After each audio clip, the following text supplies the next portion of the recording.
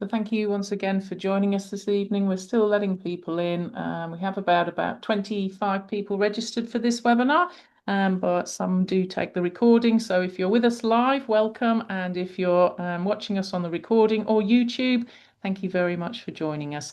Tonight we are discussing the Eucharist and intercultural celebration. The tablet has been doing a focus on the Eucharist over the last couple of weeks.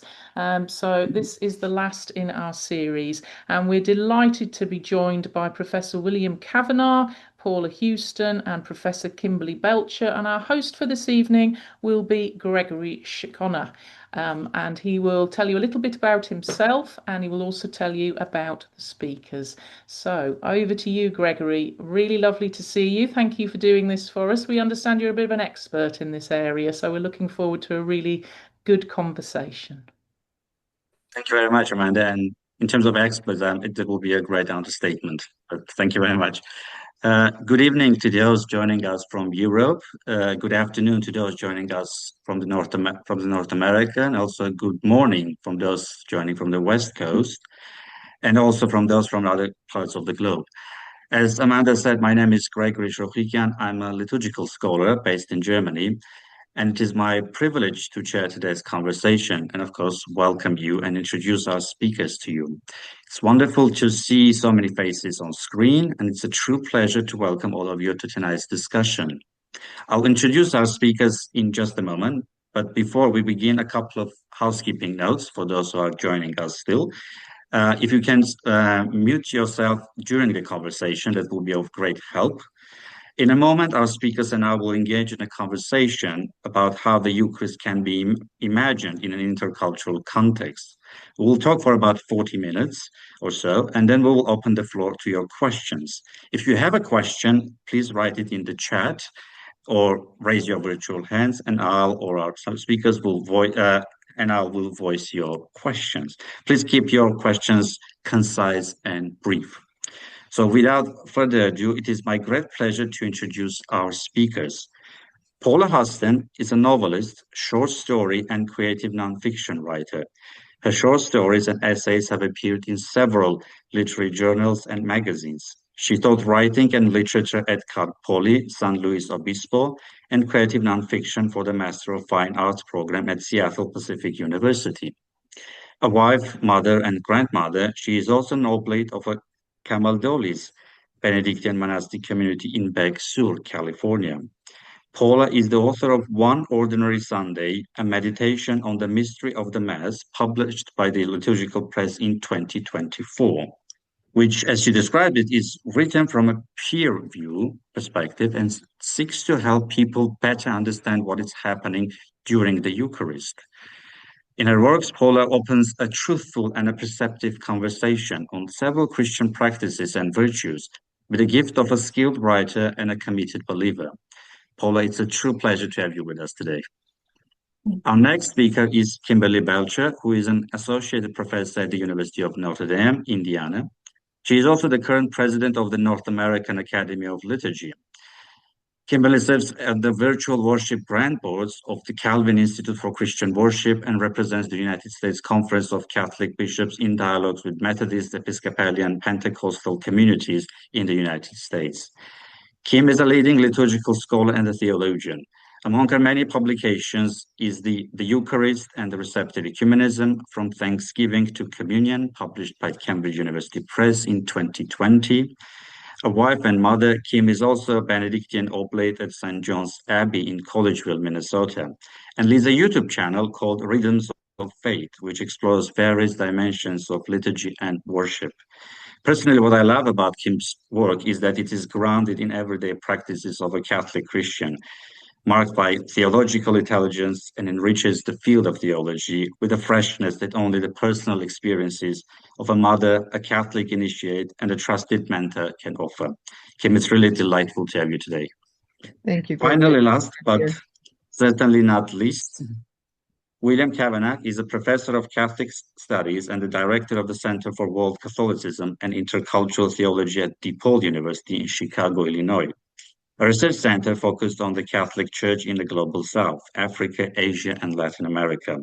He is the author of 6 books, to my count at the moment, and 3 edited volumes, and his work has been translated into 10 languages.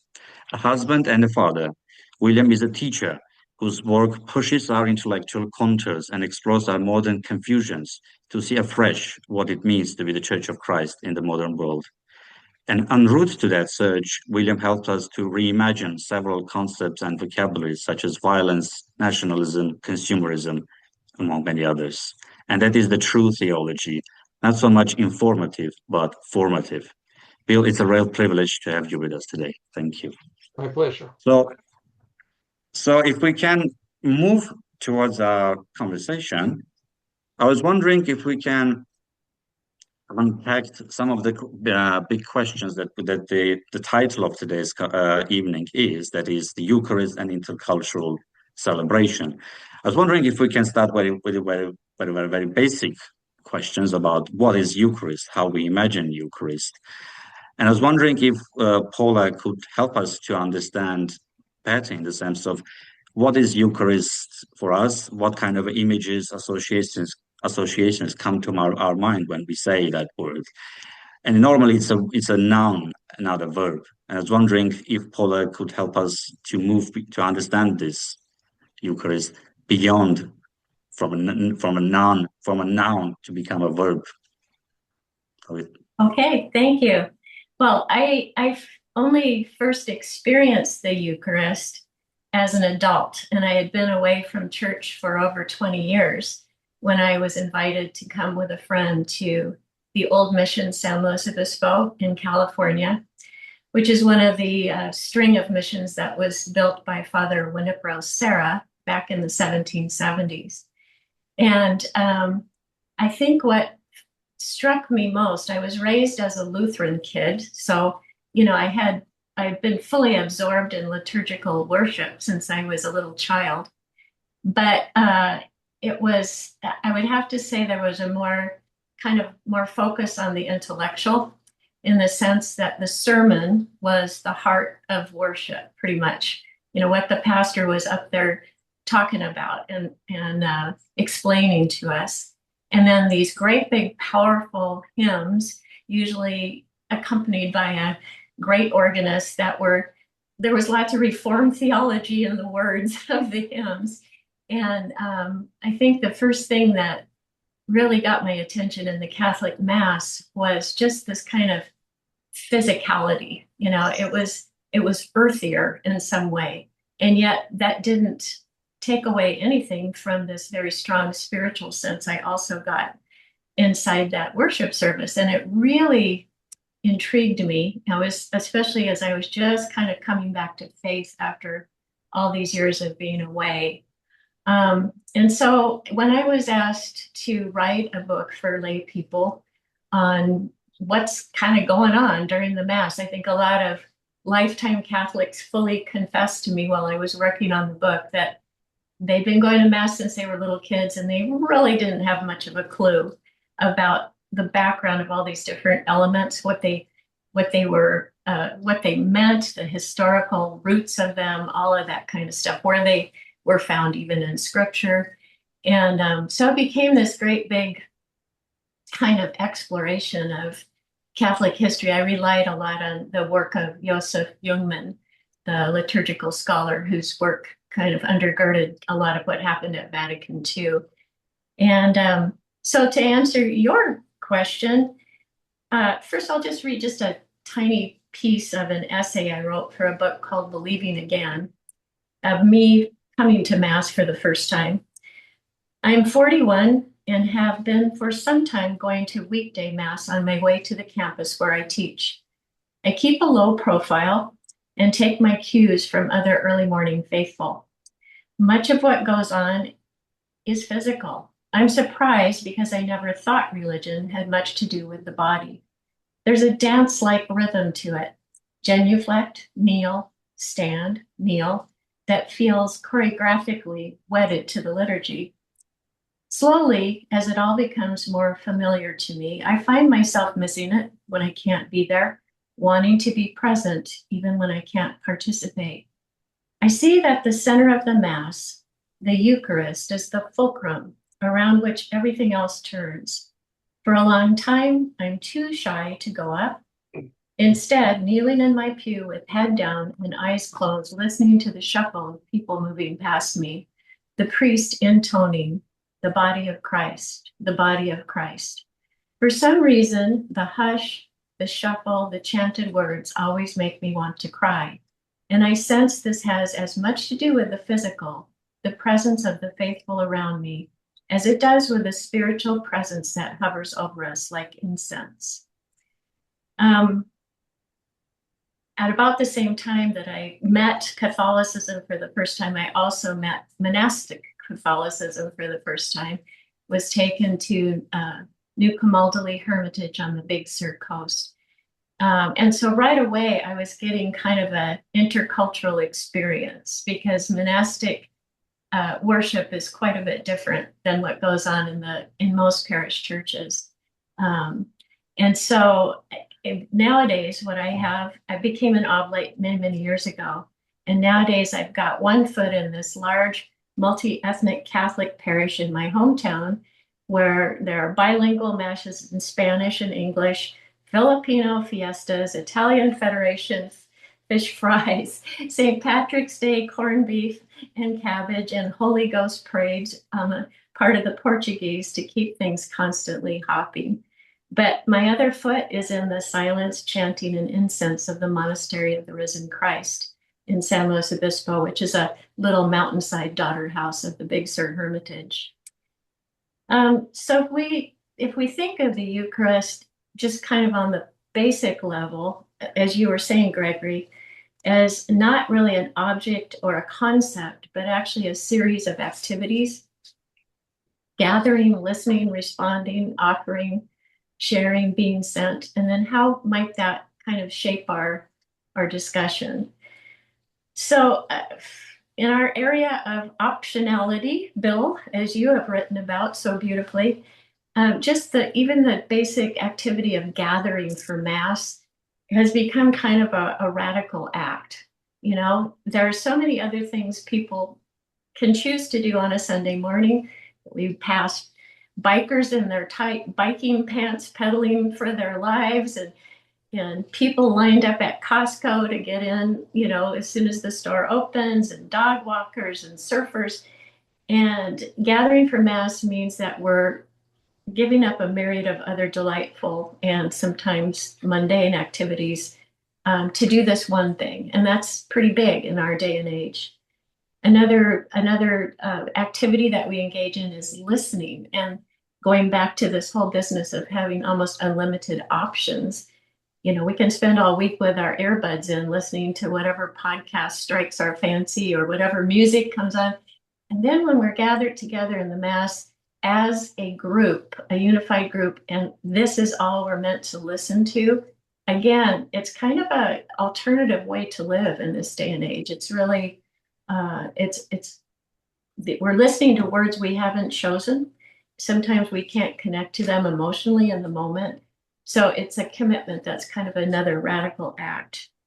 Another term that came up as I thought about the activities that go on in the Mass, responding, are kind of the responses to the Psalms, things like that.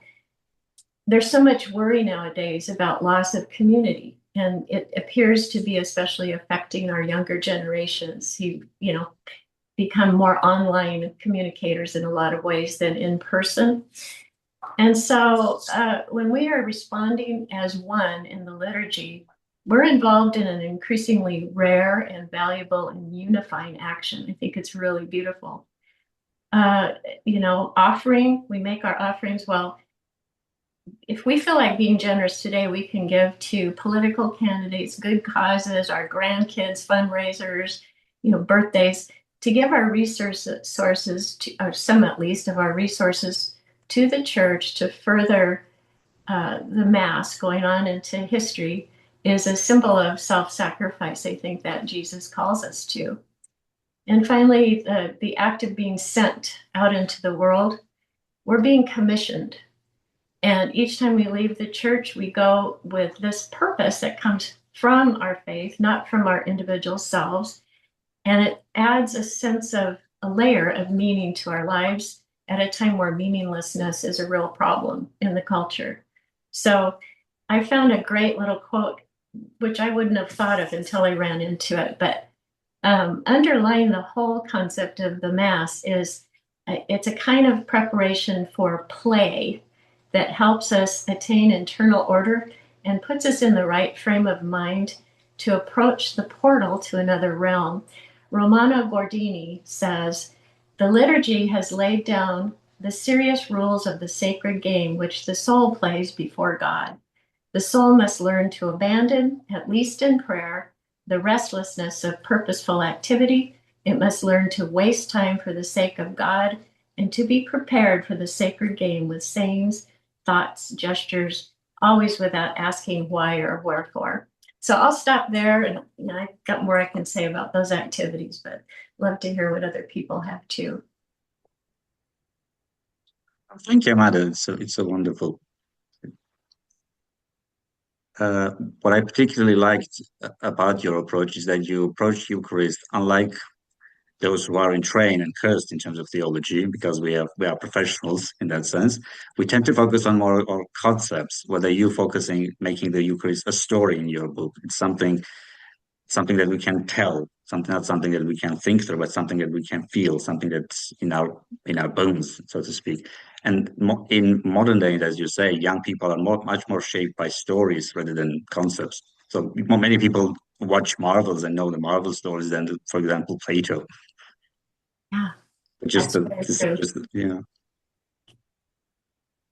I've sometimes wondered about the popularity of zombie and vampire fiction at this moment in history when so much of our communication is, as you say, Paula, online and virtual. There's something kind of bodily, there's a kind of need for flesh that is expressing itself in these other sorts of ways. And that has always been something that struck me about the Eucharist, this idea that we're eating the body of Christ, eating his flesh and drinking his blood. It always struck me as a kid as being so strange, but there's something really wonderful and material about it. And there's a way in which we're brought into this other reality through this physical act of eating. The Augustine has that wonderful thing in the Confessions where the voice of God says, eat of this, and I will not be assimilated to your body like the food that you eat, but you will be assimilated to me. And so it's this kind of turning of the act of consumption inside out. So we eat something, but become part of that something. We eat the body of Christ, but then are taken out of our small selves and brought out to this kind of larger body of Christ in this communion. And all of that I just find really compelling. And I think in some way, I actually have a friend who wrote a theologian friend in Australia who wrote a book about zombies and Christianity and included the Eucharist in that. And I think there's something really kind of in the zeitgeist that the Eucharist appeals to, I think. Thank you, Bill. That's a really wonderful here to think through all the layers of the Eucharist and the way the physicality can play out in that. I think one of the ways that relates to the work we're doing on intercultural bridge building is that idea of being digested into Christ's body is supposed to eventually relativize all of our cultural and political and merely human associations, so that our membership in Christ's body is really our primary and ultimate identity, and all the other things stand below that, even if they're still important to us in this life. Yes, thanks, Kimberly. It's about the idea of what differences does it make when you are part of that community, which is really important. I think is very helpful. You articulated with very freshly. So yeah, perhaps we can. Yeah.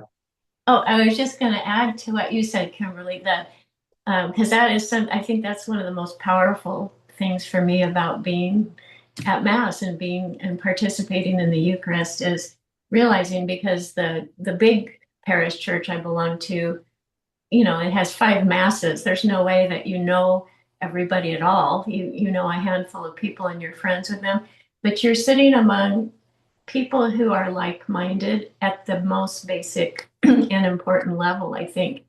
And you begin to love them, even if you don't know their names, because there they are. They're kneeling with you in the pews Sunday after Sunday after Sunday. And I just think I have not been able to think of another human activity on the planet that can pull that off nowadays. There's just too much in the way, I think, of our coming together in that kind of unity, aside from the Eucharist. So anyway, that's all. No, that's really nice, Paula. I think it just reminds me of the incident that happened to me in London at one point when I was doing my doctorate in the UK. And at one point, I visited the Christ Church in Ealing. It was an Anglo-Catholic church, and there was a daily mass, and there were about 10 to 15 people regularly attending. And I was feeling kind of outside. I didn't know what kind of a church is it, what's going to happen. I was just moved to see what the Eucharist was, what is going to just happen. And one of the parishioners was just distributing booklets of the day of the text. And at one point, I just said, "Well, I'm not Catholic, or I'm not Anglo-Catholic," just kind of excusing myself. And it was just struck me what you just replied in a simple way, which is said he said it in a kind of a whisper way, saying, "We all are one people," and it was like saying, "Just give it up, just relax, don't go too much on that." So it was striking that it came from not from a priest who was doing his job. It was good, but it was just coming from a regular person who was just distributing and then just sharing that with your neighbor. And I thought it just reminded me the way you said you stand next to people, you just don't know the name, but you just still love them, which I think is really beautiful way to put it. Right.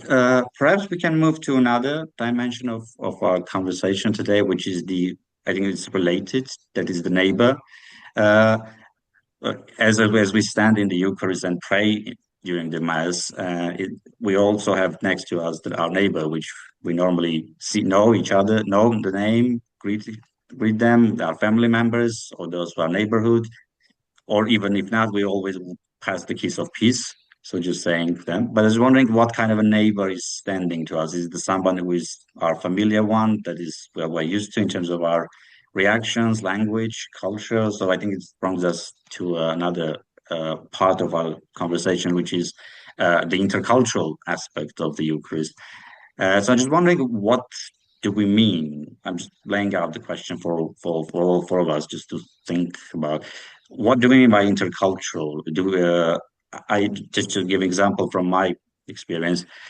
My one of my senior colleagues at Nottingham, Conor Cunningham, when he was discussing science and religion questions, he was asked, "What do you think about science and religion?" And he will always say, "There's no science and religion. When you say science and religion, you're creating a gap with and." So I'm just wondering whether it's the same thing with but we say intercultural. Is there something that we can just think of cultures as some self-contained units, or will they already we have overlaps? Just wondering what kind of thoughts just come up with. What do we mean by intercultural when we say Eucharist? Are we thinking of them as kind of separate things, and then we just need to join them in some way, or they are something already an overlap, and we just don't realize that? Yeah, I just got back I was in the Ivory Coast in West Africa last week and just got back. And one of the conversations that we had there at a conference really struck me. Somebody said that culture is what we invoke when we don't want to change. And there was a critique there. So, and he was referring to the African bishops in particular. So, culture is something that oftentimes is invoked in a way that kind of freezes a certain kind of being in the world, and says, well, this is our culture and this is it. But it's something that's constantly changing, and constantly is uh,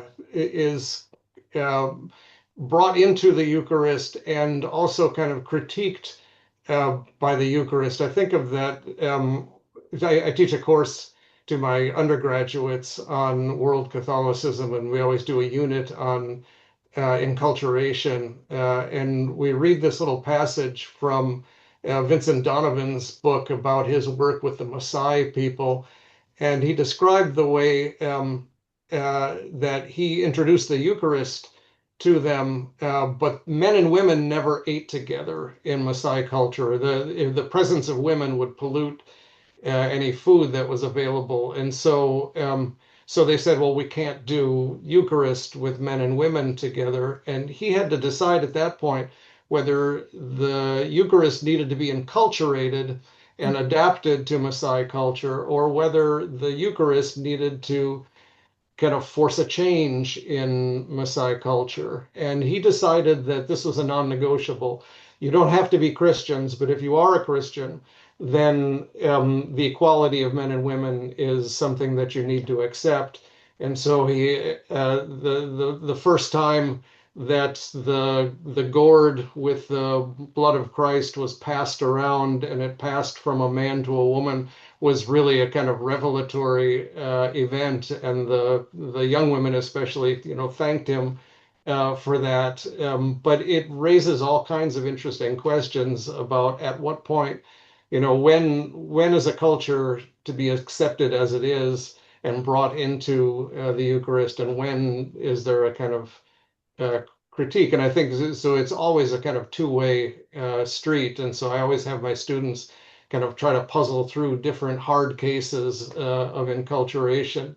But it becomes clear, I think, very clearly that culture is always changing, and it's a two-way street. One of the interesting things I find out, of course, is that my students, don't think that Americans have a culture, right? Culture is what Africans and Asians and Latin Americans have, but we don't have a culture. We're just neutral, right? And then I show them some pictures of, that I found on the internet of, Jesus teaching a kid to shoot a gun.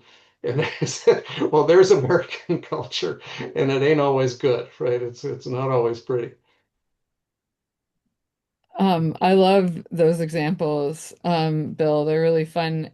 This is how I think about culture also. I think of it as sort of a tool to help us recognize that the things that are familiar to us are not universal, which relates to that sense of like people don't think they have a culture until they look at somebody who does things in a way they haven't imagined. And then they think that person has a culture and I have the norm. And I think what's helpful about culture as a concept is it helps us see where there's room for difference, and where there's room for unity across that difference. So that's the thing that I think is really important. So, like, if I think about, um, I didn't grow up Catholic either, like Paula, but if I think about somebody thinking, well, the Eucharist is at only the way I've always experienced it in my like North American Midwestern parish. And I think that that's all it means to be Catholic is to practice the faith in like precisely this way.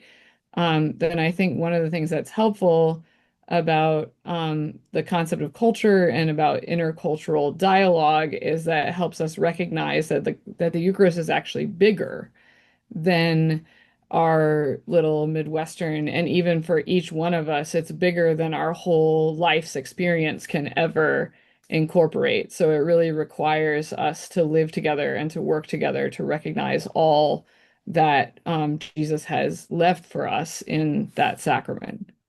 Mm. Yeah, no, that's beautiful. I often think about I've written some stuff on the Eucharist and consumer culture, and it's really interesting because there's so much that we take for granted that we try to kind of quarantine from the Eucharist. But a few years ago, I was in a village in Nigeria, and Mass was 3 hours long, and the offertory was about 45 minutes long, and it involved everybody one by one dancing to the altar to offer their gifts. And the gifts were things like a bowl of rice, a yam, a live chicken in a few cases. And it just struck me about all of the material practices that were brought to the altar in that way, whereas we kind of have this culture in which we try to hide our material practices in a lot of ways. The offertory now in my parish has gone online, and so it's kind of automatically deducted from your bank account. I pleaded with our pastor, who's a great guy, and he still has envelopes available for people to put in the basket, but a lot of people donate, just automatically online. And so that has a way of kind of removing all of our material, economic, cultural practices from the Eucharist. And one of the things we can learn from the way it's done in this village in Nigeria, among other places, is that it's immediate. It's the live chicken. It's the whole of your material life and your bodily expression as well that's brought to the altar. And in the early church, even in Europe, that's how the offertory was done. People brought their own break bread that they had made at home, and they brought their own wine, and they brought other foodstuffs as well. And we can see this in like the churches in Ravenna, for example, in these antique mosaics. We can see the Eucharistic procession with people bringing up the ordinary gifts, and then those are actually the Eucharist. It's not like a third thing. It's not Yeah. abstracted. Yeah. Well, and Bill, going back to your example of the passing of the peace, and I'm thinking I think it was 1300s in England, women and men still sat on opposite sides of the church, and when it came time to greet one another with the holy kiss of peace, which St. Paul told people they should do, disciples they should do, the men did that with the men, the women did that with the women, and then finally they got concerned enough that someone might skate across the aisle and accidentally kiss a woman, and so the whole tradition of, what is it called, the pox board, where the priest would kiss the board and then hand it out, and so the kiss passed around safely on a wooden item instead of. So I guess I'm bringing that up because, I mean, the history of the church in the Western world has been one long cultural development too. And sometimes I think when we're bumping up against maybe older cultures, it's not so much a matter of right and wrong or whatever. It's just different historical development of particular ideas that seem so obvious to us that we're shocked, when we see them somehow violated, and yet it doesn't really preclude still the ability to find unity in the Eucharist. It's just really delicate, like you're saying. Yeah, Eamon Duffy tells a great story about the pox board in one village in late medieval England. It kind of devolved to where it was passed around, and it was passed in order of hierarchy. So the fancy people in the village first, and then other people. And it got out of order at one place, and the one guy took the pox board and broke it over the head of the guy who went before him when he should have gone after. So it's a wonderful image of being hit over the head with the pox board, the peace board. Yeah, that's great. Oh, that's wonderful. Thank you for all the sharing. I think that's you all three pointed out is that what we mean by intercultural is basically is about welcoming difference. It's not just about putting all ones in one pot, just saying and mixing up and saying inclusivity and or intercultural thing. I just wondering if we can just kind of slowly move to a kind of a next kind of obvious question. Okay, so how does it look like to be intercultural in terms of Eucharist? All of you three just point out interestingly how we can learn from other cultures, and there's this kind of other culture, the otherness of the other culture is a kind of opportunity, a gift rather than something you're just kind of a wall that you need just or kind of another object that you need to reconcile with another object. And I just have a one thought. I'm just wondering. I would love to hear your thoughts on that. Whether pilgrimage in that sense can be some way of not a solution, but one way of avenue. Just saying, going to places that we've never been, not unfamiliar places, and just encountering the otherness, the culture, and then returning enriched by that. It's just a thought. I'm just wondering if you have think about the other avenues that what we call intercultural may play out. It's also because pilgrimage is also physicality. You do move, either you take a plane or whatever, or by walk. It still involves a movement. Yeah, I mean, I think the pilgrimage and experiencing cultural difference in that way is something that's been really important since the journeys of Paul. And we have a long history of Christian pilgrims going and experiencing the practices of other people in other places and bringing those practices home and transforming their home community because they've found something beautiful in another place. And I think that still happens today.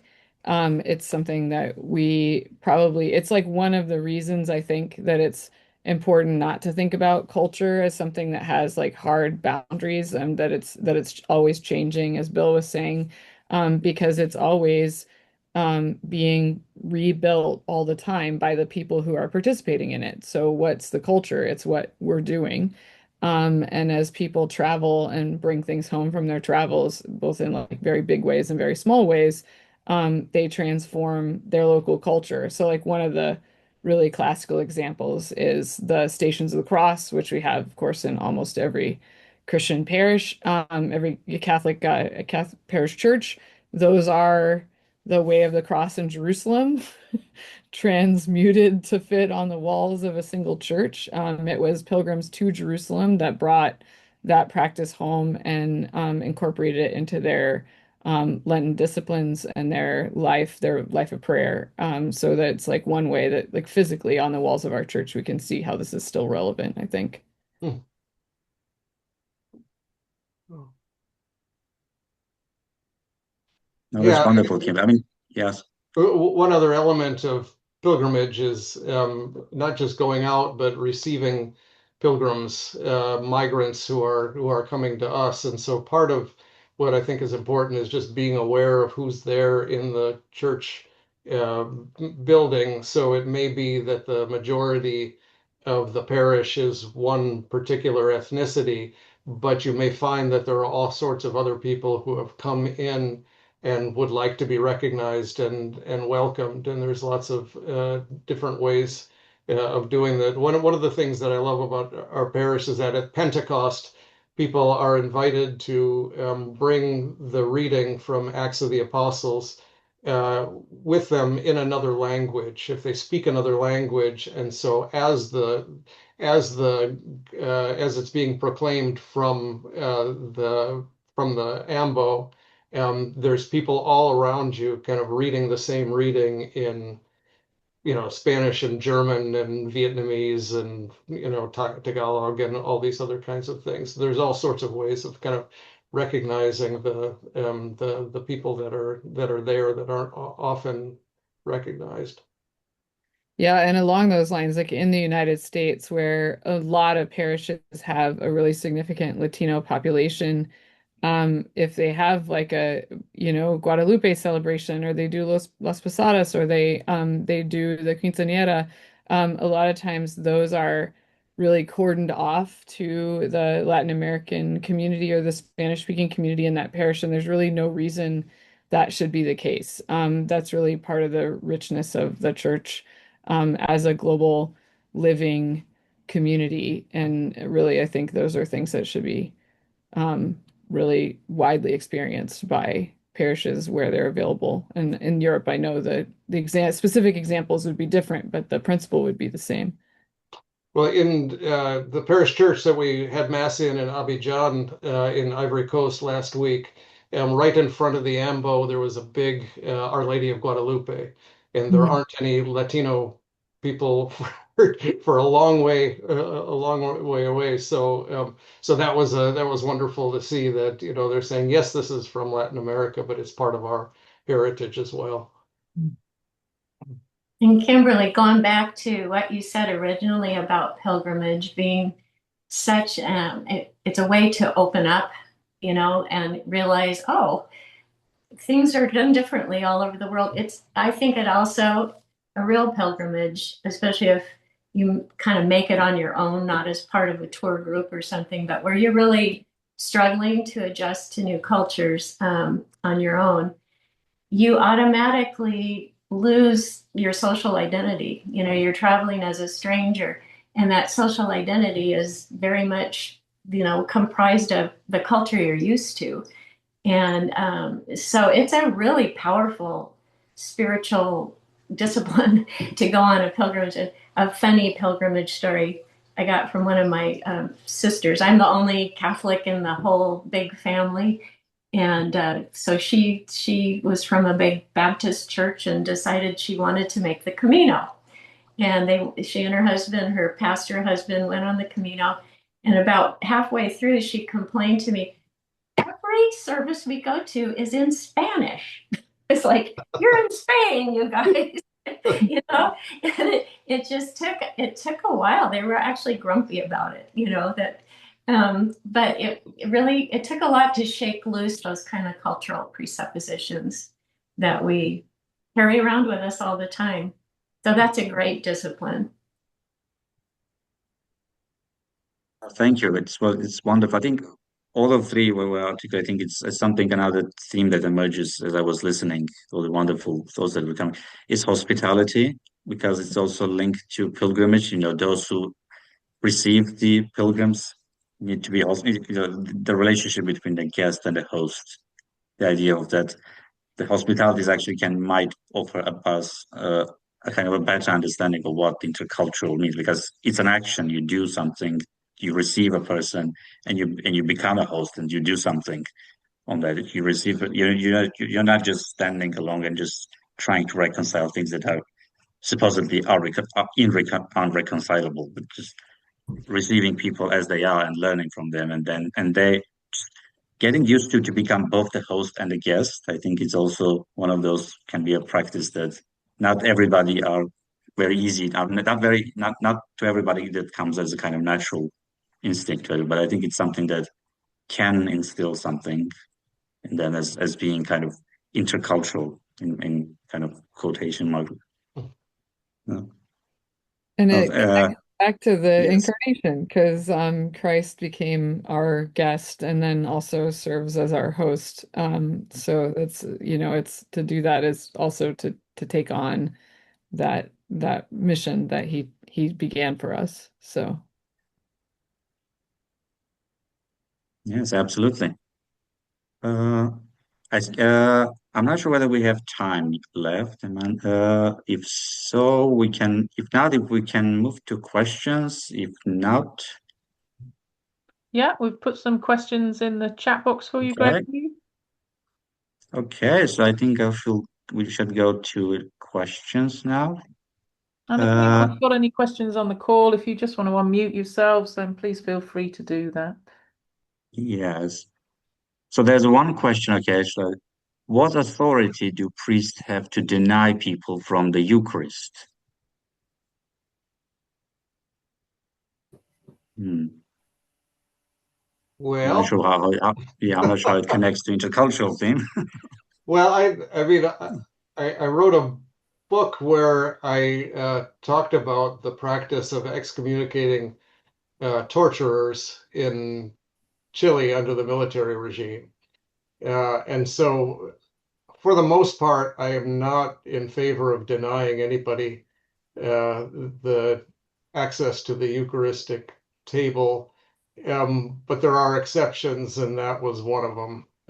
It was a really important statement that the bishops in Chile under the Pinochet regime issued blanket excommunication for anybody involved in torture because they recognize that you can't have torturers and tortured approaching the same communion table and talk seriously about communion in that context. So there are times, but I think those are very exceptional cases. But I think it is. I mean, one thing that it does is make us not like the idea that certain Catholics cannot commune with people from other Christian churches, ecclesial communions, is a really difficult question, and I'm not entirely sure where I stand on that. But I do think that one of the things it helps us to do is to take it seriously and mourn the divisions that we have among us, that we don't simply take the Eucharist for granted as something that is cheap, but that it comes with this requirement that we actually be in communion with one another. And insofar as we're not, then we need to grieve the fact that we can't commune together. Yes, I think.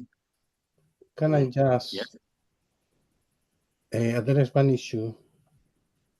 Yes, following up from Professor Canavas, and it's about torture, the tortured and the oppressor. I came from Chile 72 years ago, or 50 years ago, sorry, I'm over 70 now. And apart from congratulating Professor Cavanaugh for his wonderful book, Torture and Eucharist, I would say that when we talk about culture and interculture, we can have a situation, and we had that situation, where people were prisoners in a concentration camp, and they were subject to atrocities. You have the torturers. Then you have Mass, that you were supposed to have a Mass as a way of reunion, but you have a Mass for prisoners and a Mass for the sailors, for the soldiers. Then you came out of the place where you've been for a year, and you go back to your parish. And often for many people, they found that they were sitting and queuing for the Eucharist with the torturer. That's a very difficult experience. Culture, yes, I mean the Eucharist is a way of meeting together, but at the same time, for some people, can be a real challenge. Right. Professor, I would like your opinion on that. Right, I agree completely. I mean, that's why the Eucharist has to be more than just a ritual that we do in church. It's got to involve all of our lives, and things like social justice are not indifferent to the celebration of the Eucharist. You know, we can't just ignore the real divisions while we say that we're all united, we're all one in the Eucharist, if we're not, in fact, united in the Eucharist. And so that really needs to be a judgment upon us for not creating the conditions necessary for communion on earth. And that's why, if we're looking for this kind of universal language for the Eucharist, it's got to be love, but it has to be love that's actually lived out in ways that are visible and real, and not just, not just a verbal sort of thing or a ritual. Yeah, thank you. Thank you. Thank you. I see the little Chilean flag on the wall behind you. And look.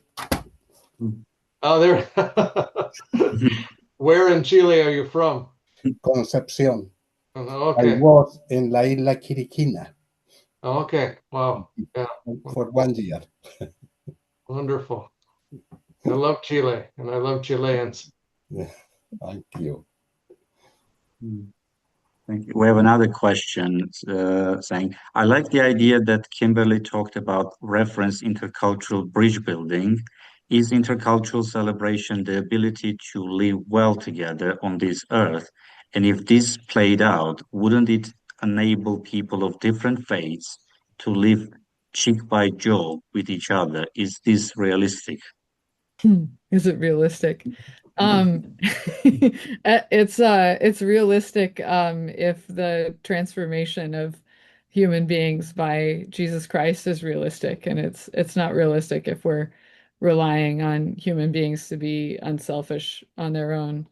That's I think that's the key answer. I mean, for me, yes, that's what I, even in my very first answer, when I said it's about having our merely human loyalties challenged and eventually transformed by our encounter with Christ in the Eucharist. That's what the Eucharist is about. And that eventually means that it is a binding obligation on Christians to live harmoniously with people with whom we have nothing natural in common. But that requires it's not realistic to expect that it's going to happen this afternoon. Um, and we know that it requires the continuous transformation of our ideas and our desires by contact with one another. I think my experience on ecumenical dialogues is that it requires a love that is more intense and that matters more to us than the things about us that are mere preferences. So you have to love the person who differs from you more than you love the things that are comfortable. And I think that goes back to what Paula was saying about being on pilgrimage as well. I would add to that what's helped me a lot is just thinking of it in terms of family dynamics. I come from, we call ourselves the family Karamazov because we've got 5 siblings in this family, all of whom are on totally different spiritual paths. And I have a diehard atheist brother and a fallen away Episcopalian sister and a Reformed Presbyterian sister and a Baptist megachurch pastor's wife and me. And we've, and that's just our religious differences. We're also very different people. And long ago, we began crashing into each other over these kind of cultural differences that have arisen out of our life choices. And it's required exactly what you're saying, Kimberly, in order for us to hang together as a family with deep devotion to one another. We have to love every part of that other person, and the weaknesses and the irritating aspects and the sometimes pontificating and all that sort of stuff becomes part of this lifetime process of learning how to love. And I think that's totally, reflected in the church itself. Thank you very much. I think we have the final question in terms of timing. The question goes, would intercultural celebration open the door for larger communities to celebrate the Eucharist together? Online services deter us from going to church, but we need to be in a church to support each other and grow in holiness. How can we get people from different cultures to celebrate interculturally in our churches all over the world? What are the speakers' experiences?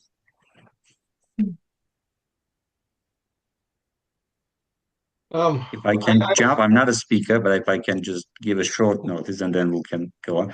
I think one place is Teze, just if you want intercultural experience. Mm-hmm. Yeah. But I'm not, I would love to hear others' thoughts. We have a mass once a year in our parish, which is an African American heritage mass, and our African American community in the parish is probably only 15% of the parish or something. But but that Mass is the best Mass of the year.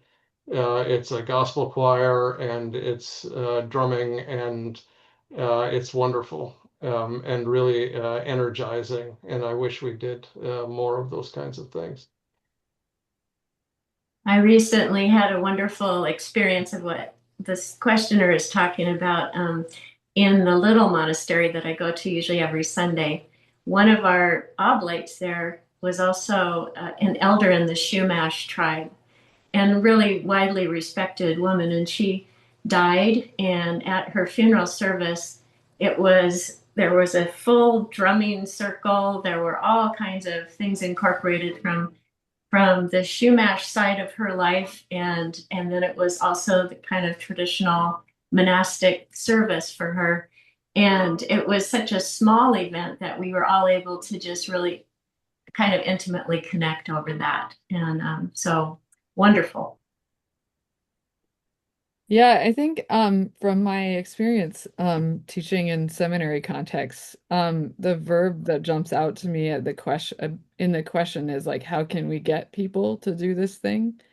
And when I'm teaching seminarians, I try to sort of counsel them in the sense of like self-care as well as doing ministry well, to look for where God is already doing the thing that you think is important. So instead of saying, how do we get people to do intercultural worship, I would say I would look for the places in the community that intercultural worship is already very important for people existentially. Whether that's because they're like in general, in almost every community, if you have a minority group, they're already living interculturally. That's what it means to be a minority group. So it's really existentially necessary for them to be experiencing their lives interculturally. And then how do you invite other people to engage in the richness of that, I think, is by looking for the people for whom that kind of engagement makes sense and is part of their spiritual journey. So that's my maybe not entirely satisfying answer to this. How do we think about this problem a little bit differently? Wonderful. Thank you very much for all the questions and for all the wonderful answers. If there's anyone who wants to add a question, raise a hand. I think we have just the tiny minutes. If somebody has a burning question in their hearts, I think we can save the time. If not, well, I think thank you very much for all three our speakers, Paula, Kimberly, and Bill, for finding time in their busy schedule. And I think today's was in some way intercultural night for us in Europe. We had people joining from different parts of the US, our speakers from the UK, Amanda hosting, and me coming from Germany. So it was, in some sense, intercultural in one way or another. Thank you for all those who joined us. And I hope you had a lovely evening or afternoon or whatever in zone you are. Thank you. Yeah, thank you so much. It takes quite a lot to pull these webinars together, especially with such, talented people writing books, teaching, etc., traveling. I know Bill's been traveling all over the world. So thank you so much for coming together on this really lovely webinar. If you'd like a recording of this, then we're delighted to send you it. There's quite a lot to unpack. And again, I'd like to listen to this again. Coming up, we have a whole host of new webinars available for you. And again, all of the details for all the webinars are on our website. The next one, which is next Wednesday, is the Reform of the Sunday Liturgy. And we have Father Gregory Pine and Father John Boldovan and Father Thomas Whelan, who will be talking to the Father Ashley Beck from St Mary's University, Twickenham. They're going to be looking at the Vatican II's vision for liturgical reform and how the Sunday Mass has changed in structure and language and the tensions and what's at stake for the future of Catholic worship. So if you're interested in that, that's a conversation for all who care about the heart of Catholic worship, and that's on the 27th of August. We've also got a webinar which is sponsored by Notre Dame University Australia, chaired by Professor Renecola Ryan, with speakers who are four of the leading Newman scholars, and they're going to be exploring A Doctor of Our Times, The Enduring Voice of John Henry Newman. That's on the 3rd of September. And then following that, we have Faith and the Elderly, Holding Fast in a Changing Church. So that's a discussion about the dynamics of the church and how older people, whatever elderly is these days, but older people, how they keep hold of what they believe the church is about, and grow stronger in their faith. We've also got a live webinar in London. Sorry, not a live webinar, a live event in London at Cardinal Vaughan Memorial School, where we're talking about why are so few women becoming nuns today. And we have our very own Liz Dodd, who you know was a journalist for The Tablet. She then cycled around the world, and then she went off to be a nun at the Sister of St. Joseph of Peace. She'll be talking with Catherine Coldstream, who spent 12 years as an enclosed Carmelite nun, and they'll be telling their stories to Sheila Fogarty. If you're interested in that, tickets for that are available on the Tablet website. And the Tablet is 185 years old this year, and to celebrate that, we'll be having a lecture with Austin Ivory, Ed Sturton, who'll be talking about Francis de Leo, reshaping the church for a change of era. The lecture will be followed by a reception, where you can talk to both and have a glass of wine and nibbles, I'm told. We've got pilgrimages to Paris still, and we still have the Roman Assisi one available in October. Next year's pilgrimages to Fatima and Knock are also available. And just looking at where we're at with the Tablet, if you're not a subscriber to the Tablet or the Pastoral Review, you can get your subscriptions on www.thetablet.co.uk. And if you are a subscriber and you'd like to send a free digital copy to somebody, we have our summer double edition available currently, and we're happy to send that out. Just send us their details.